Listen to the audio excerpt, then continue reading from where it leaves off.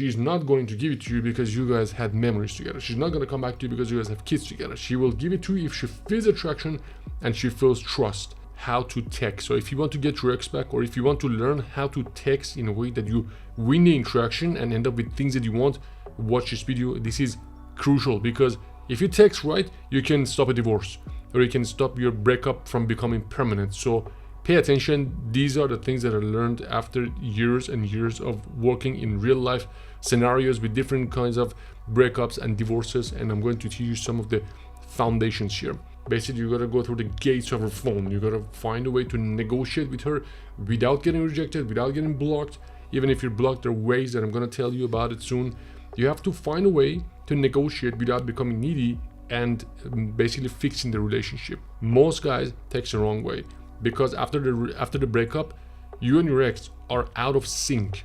Basically, you may think that you're still together, but she doesn't think that way. And that's where most guys go wrong. They ask questions that doesn't make sense to her. For example, how is it so easy for you to break up with me?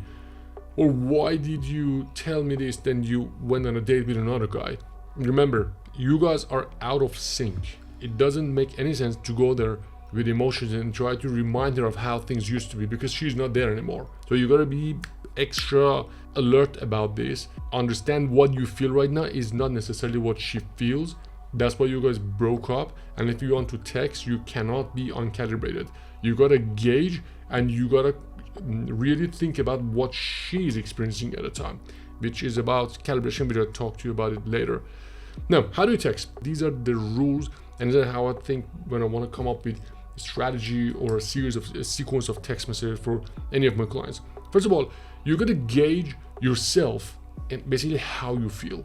If you're in a place that emotionally you're so drained, you have so much tension and stress and fear and anxiety and all of these negative emotions associated to that interaction or losing her, you should not send a text.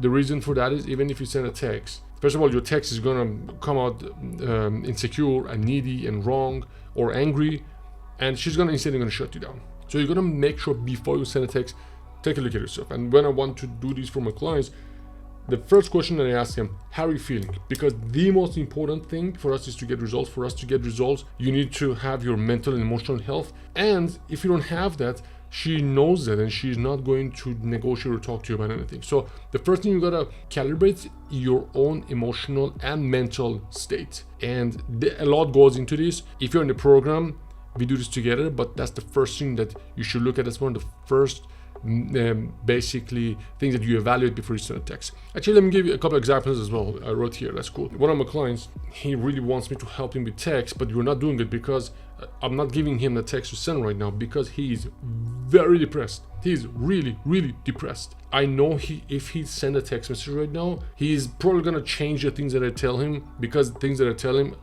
they don't telegraph any neediness. And because he's so sad and lonely right now, he cannot send a text that is not needy, because he really wants to tell her how he feels. And ironically, those things are the things that are going to shut him down. Another client of mine is super happy. He has other options right now.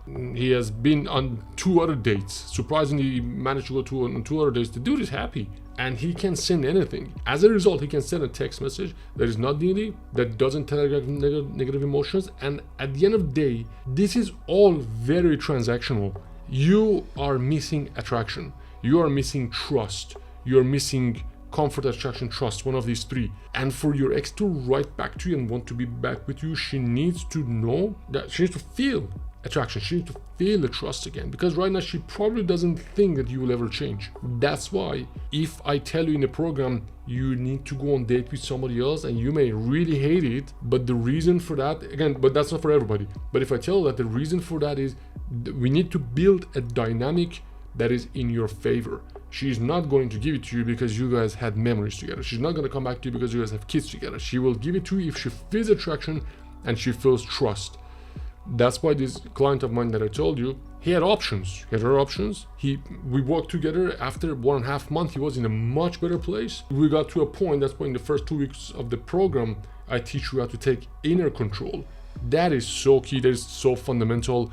And You know, sometimes guys message me and say, oh Ben, I just want to sign up for the text part of your program, which is ridiculous, because texting sits on top of a solid foundation that is basically the product of very strong mind and full control over emotions. If you don't have that, the text will not go right. So when this guy sends a text message, when Jay sends a text message, guess what? She instantly notices. Even if she wants to test him or not write back to him for a few days, he doesn't care. But the other dude, let's call him Al. When Al wants to send a message, because his message is so out of desperation and need, even if he sends the message that I give him, he's probably gonna send something else to soften that a bit, because he's afraid. He doesn't want to say anything to make her feel like, oh my god, wait a minute, maybe he doesn't want to be with me. Because his texting is going from the position of weakness, you gotta gauge how you feel before you send a text message. If you're in my program, we will go through a situation. I will talk to you for a few minutes. I can tell you exactly when you should send your first message based on this. The second thing, you got to evaluate the latest interaction. When I talk to my clients and it comes to the time to send a message to Rex, we say, okay, when was the last interaction? And how was the last interaction? How long ago did you guys talk? Did you guys break up yesterday? Was it 2 months ago? Was it 2 weeks ago? When was the last text message that you guys sent, and how was that? Was it fight? Was it aggressive? Was it needy? Did you guys yell at each other when you talked on the phone? How was your last interaction? So you calibrate on the vibe and how you guys interacted the last time that you were together. Next thing, when you start the conversation in text, constantly calibrate and escalate, because you don't want to start a conversation and the conversation just dies for no reason. So you want to constantly calibrate, gauge, and escalate, because at the end of the day, you want to get back together. You want to have a good relationship with this person. Many people get back together, but everybody who get back together, they come to terms. She realizes he understands her and he can talk himself back into the relationship. So it's very important for you to be able to calibrate on all of these. Now, a few examples. Let's say you cheated, you had a fight, and you haven't talked to her for 2 weeks. How do you feel? Are you sad? Are you broken? Are you full of regrets? Do you want to just apologize? Or you kind of accepted what happened? Are you okay? Or you're ready to go on without her? Or you're still so attached, you cannot even imagine life without her? Or let's say you broke up last month. You haven't talked since 30 days ago. You're in pain and nothing has changed. You've been just sitting in bullshit, no contact, doing nothing? Or have you actually moved forward? Did you take care of all of those negative emotions, anger, sadness, jealousy, neediness, reactiveness? Did you talk to other people? Do you have other options now? Are you confident? Are you secure about yourself, about the situation? Or let's say you broke up just today. She's angry and you're also angry. Should you text? What should you text? When you learn to calibrate, when you learn to gauge, when you understand these, when you understand you just don't text randomly, you text based on these emotions. There's a huge library of text messages that I give you. They're all written based on this. They're not random. These messages that you send, it's not that, hey, I miss you, or hey, I want to talk to you. Write these messages based on how you feel and the time and all of the things that I mentioned. She's about to file for divorce and she has absolutely no mercy. Sometimes you have to go ahead with it. Sometimes you have to be okay. And I get quite a few clients who they call me and say, man, I need to stop my divorce right now. And sometimes she has to file.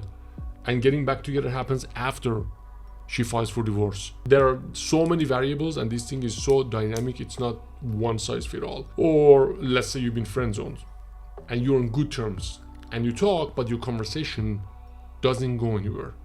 And she tells you even maybe about other guys. There are certain things you should say with certain tonality in text. There are ways you should escalate without getting rejected that apply to friend zone situation. Now, a few general rules before I finish this video. Never ever communicate with negative emotions. One of the guys that I work with, he is so full of emotion. This guy is so full of all different types of emotion, starting with love.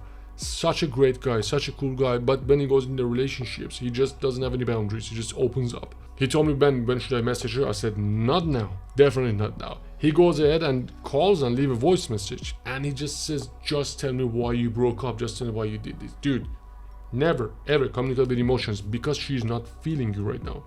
If you have any negative emotions like anger, sadness, jealousy, neediness, missing her, she may not necessarily be feeling those. So if you tell her that, it doesn't make sense. Like I tell her, hey man, I want to make out with you. She said, Ben, what are you talking about? It doesn't make any sense. Like, what is this? So don't send message triggered by negative emotion. Second thing, you should never send a message that is not calibrated. What do you calibrate on? You calibrate based on how you're feeling, the duration of the wait, and how much time did you guys were apart from each other, and how was your latest interaction, basically how she's feeling. And another big one, always be one step behind her. Never ever be in front of her in terms of giving compliments or showing interest of getting back together. Make sure you don't make a mistake by leading and following. When you're out together, yeah, you should always lead.